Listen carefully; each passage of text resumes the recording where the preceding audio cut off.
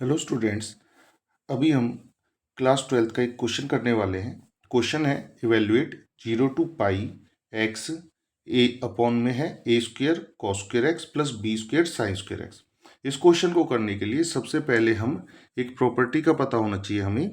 Property हमारे पास है 0 to A F x D X, और जो ये प्रॉपर्टी है अधिकतर क्वेश्चंस में लगती ही लगती है।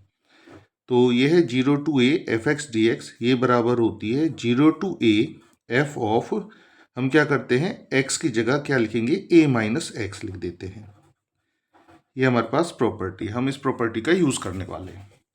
तो सबसे पहले स्टार्ट करते हैं, इसको हमने लिखा i के इक्वल और लिखते हैं 0 टू पाई, जहाँ पर हमारे पास x लिखा हुआ है हम इस x की जगह लिखेंगे पाई माइनस एक्स, और डिनोमिनेटर में है a square cos square, x की जगह लिखेंगे हम pi minus x plus b square sine square, x की जगह लिखेंगे हम पाई माइनस एक्स और ऊपर लिखा हुआ था डी एक्स। ये हमारे पास फर्स्ट इक्वेशन है।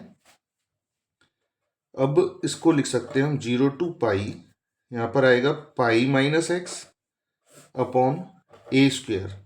हमें ये पता है पाई का मतलब होता है 180, और जब भी हम पाई का यूज़ करते हैं तो जो ट्रिग्नोमेट्रिक रेशियोज है ये चेंज नहीं होते, कॉस का कॉस ही रहेगा कॉस स्क्वेयर एक्स। इसी तरह से जो साइन है इसका भी क्या रहने वाला है sign square x D X. ये हमारे पास सेकंड इक्वेशन मानते हैं। अब हम जो ये फर्स्ट इक्वेशन और सेकंड इक्वेशन है इन दोनों को कर देते हैं प्लस। अगर हम इनको ऐड करते हैं इक्वेशन 1 एंड 2 को, तो ये हो जाता है इधर तो i प्लस आई हम लिखेंगे 2i, और क्योंकि यहाँ पर हम देख रहे हैं दोनों का डिनोमिनेटर सेम है, इसलिए इन दोनों का जो एलसीएम आएगा वो आ जाएगा a square cos square x plus b square sine square x, और न्यूमरेटर आपस में क्या हो जाएंगे प्लस हो जाएंगे। आप ये समझ सकते हो हमने इनका क्या ले लिया एलसीएम। इधर x से x कैंसिल हो गया। अब हमें क्या फ़ायदा हुआ, क्योंकि अब ऊपर बचेगा पाई, तो हम इस पाई को बाहर ले सकते हैं। तो हमारे पास यहाँ पर जो इसका न्यूमरेटर है वो एकदम गायब हो चुका है। क्या बच रहा है बस a square cos square x plus b square sine square x. अब आप देखोगे कि जो डिनोमिनेटर था, जब हमने पाई माइनस एक्स किया था तो इसमें कोई बदलाव नहीं हुआ था। तो एक प्रॉपर्टी और है, ये तो हो गई हमारे पास फर्स्ट। एक सेकंड प्रॉपर्टी और है, वो क्या कहती है, वो कहती है अगर हमारे पास लिखा हो 0 to A F x D x, तो ये ट्वाइस हो जाता है आगे, और लिमिट हो जाती है 0 टू ए, मतलब जितना भी यहाँ लिखा है अपर लिमिट में उसका हाफ कर देते हैं और आगे किससे मल्टीप्लाई कर देते हैं 2 से, और ये क्या हो जाता है एफ एक्स डी एक्स के बराबर। ऐसा कब होता है, ऐसा सिर्फ जब होता है जब हम ये जो 2a में से x माइनस करते हैं, मतलब हम x की जगह क्या लिख देते हैं 2a माइनस एक्स लिखते हैं, और ये सेम टू सेम वही का वही रहता है फंक्शन। कहने का मतलब ये है जो भी फंक्शन गिवन है इस फंक्शन के अंदर x की वैल्यू की जगह हम लिख देते हैं 2a माइनस एक्स, लेकिन जो फंक्शन है वो उसमें कोई भी बदलाव नहीं होता। तो देखते हैं हमारे पास, जैसे कि ये क्वेश्चन में लिखा हुआ है 1 upon a square cos square x plus b square sine square x. हम इसको क्या मान लेते हैं, इसे हम मान लेते हैं एफ एक्स। लिमिट क्या है यहाँ पर पाई है, हम क्या करेंगे x की जगह लिखेंगे पाई माइनस एक्स। अब ये देखेंगे पाई माइनस एक्स करने के बाद क्या इसमें कोई बदलाव आता है, तो ये हो जाएगा a square cos square pi minus x plus b square sine square pi minus x. अब बहुत से बच्चे इसमें कंफ्यूज हो सकते हैं कि यहाँ पर तो क्या लिखा हुआ है, यहाँ तो लिखा हुआ है 2a और यहाँ पर लिखा हुआ है सिर्फ कितना पाई। तो बस आपको ये बात याद रखनी है कि हमने जो ये पाई है ये किसकी वैल्यू माननी है, 2a। 2a की जगह क्या मान लिया, ये हमने पाई मान लिया यहाँ पर। अच्छा, जब इसको हम सॉल्व करते हैं तो आपके पास आएगा 1/a²।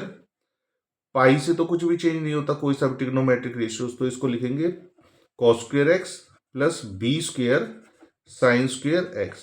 तो आप देख सकते हो कि इसमें कोई भी बदलाव नहीं हुआ। तो हम क्या करेंगे, इस प्रॉपर्टी के अनुसार इसे हम ट्वाइस कर देंगे, जैसे कि यहाँ पर किया गया है ट्वाइस। तो ये पाई पहले से मौजूद है, और जो इसकी अपर लिमिट है, जैसे यहाँ 2a है और यहाँ कितनी है a, मतलब जो भी अपर लिमिट थी उसका कर दिया यहाँ पर हाफ। तो अपर लिमिट है पाई, यहाँ पर हम कर देंगे पाई का हाफ, और ये बन जाएगा dx/a² cos² x plus b² sin² x और dx। इसके बाद हमें क्या करना है, इसके बाद हम न्यूमरेटर और डिनोमिनेटर दोनों को ही cos² x से डिवाइड कर देंगे। तो हम इसे डिवाइड करते हैं cos² x से। यहाँ पर लिख रहा है 2i, 2 से 2 कैंसिल, ये हो जाएगा पाई। लिमिट हो गई है चेंज 0 से π/2। अब हम क्या करने वाले, न्यूमरेटर में तो हमारे पास लिखा हुआ है 1, इसे हम डिवाइड करते हैं cos² x से, और डिनोमिनेटर में लिखा हुआ है a² cos² x, इसे भी हम डिवाइड करते हैं cos² x से। सभी को हमें cos² x से डिवाइड करना है, ताकि हम अपना कोई ना कोई इसको फॉर्म बनाकर इसको सॉल्व कर सकें। तो क्वेश्चन बन गया हमारे पास I is equal to pi 0 to π/2, और यहाँ पर जो ये 1/cos² x लिखा हुआ है इसकी जगह लिखेंगे sec² x, और डिनोमिनेटर में हमारे पास आ जाएगा cos² x से तो cos² x कैंसिल हो जाएगा, और यहाँ पर जो sin²/cos² x है इसकी जगह लिख देंगे tan² x, मतलब ये आएगा a² plus b² tan² x। तो यहाँ पर हम लिख देते हैं a² plus b² tan² x। अब आप आसानी से देख सकते हो कि जो tan x है इसका जो डिफ्रेंशिएशन है वो हमारे पास न्यूमरेटर में बन गया है। तो इसलिए क्या करेंगे, पुट करेंगे tan x की जगह t, और जब हम इसका डिफ्रेंशिएशन करेंगे tan x का तो ये हो जाएगा sec² x dx is equal to dt, ये हमारे पास आ जाएगा। अब यहाँ पर लिमिट चेंज करने की बात आती है। अगर हम x की जगह 0 पुट करते हैं, अगर यहाँ पर x की जगह 0 पुट करते हैं तो t की जो वैल्यू आएगी वो आएगी tan 0, और tan 0 कितना होता है 0। इसी तरह से यहाँ पर अगर हम क्या पुट कर दें, π/2 पुट कर दें, तो t की वैल्यू अगर यहाँ π/2 पुट होती है तो ये होगा tan π/2। tan π/2 कितना होता है, इनफाइनाइट। अच्छा, अब बच्चों का एक क्वेश्चन होना चाहिए था कि यहाँ पर जो ये लिमिट थी 0 से पाई, हमने इसी केस के अंदर यहाँ पर cos² x से क्यों नहीं डिवाइड कर दिया। मानकर चलो हम यहीं पर डिवाइड कर देते cos² x से, तो इसकी लिमिट होनी थी 0 to π। अगर लिमिट 0 to π होगी तो यहाँ पर अगर हम 10 π पुट करेंगे तो ये कितना हो जाएगा, 10 π पुट करने पर ये हो जाएगा 0। तो आपको अच्छी तरह से दिखाई दे रहा होगा कि इसकी लोअर लिमिट भी 0 होती और अपर लिमिट भी 0, मतलब लिमिट क्या हो जाती 0 to 0। जब लिमिट दोनों ही सेम हो जाती है तो इसका जो आंसर आ जाता वो हमारे पास आ जाता 0। तो उस स्थिति से बचने के लिए हमने जो दूसरी प्रॉपर्टी थी 0 to 2a वाली, वो हमने यहाँ पर यूज की थी। अब इस सबको हम इसमें पुट करते क्वेश्चन में, तो ये बनेगा I is equal to pi 0 to infinity sec² x dx की जगह लिखा जाएगा dt, और अपॉन में आएगा a² प्लस b² t²। अब यहाँ पर t² का कोएफिशिएंट 1 बनाना होता है, तो इसलिए हम b² बाहर निकालेंगे, तो ये बन जाएगा पाई, b² कॉमन लिया तो ये आएगा π/b², 0 to infinity dt upon, क्योंकि b² कॉमन लिया है तो b² से इसको डिवाइड किया जाएगा, ये बनेगा a/b का होल स्क्वायर। इधर हमने b² कॉमन लिया तो यहाँ बचेगा क्या हमारे पास t², ये आ गया π/b²। अब जैसा कि एक फॉर्मूला बन रहा है 1/a² प्लस x², जो कि होता है 1/a tan inverse x/a। a की वैल्यू हमारे पास है a/b।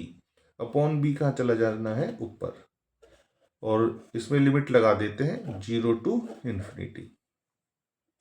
b से b कैंसिल, तो ये आएगा π/ab, और इनफाइनाइट पुट करेंगे तो ये आएगा tan inverse infinite, minus 0 put करने पर इसमें यह आ जाएगा tan इनवर्स 0। अब हम जो ये tan इनवर्स इनफाइनाइट कहाँ पर होता है, ये होता है π/2 पर, और tan की वैल्यू 0 कहाँ पर होती है, 0 पर। इसे थोड़ा सा और सॉल्व करते हैं तो ये हमारे पास इसका आंसर आ जाएगा π² / 2ab, ये इसका आंसर आ जाएगा।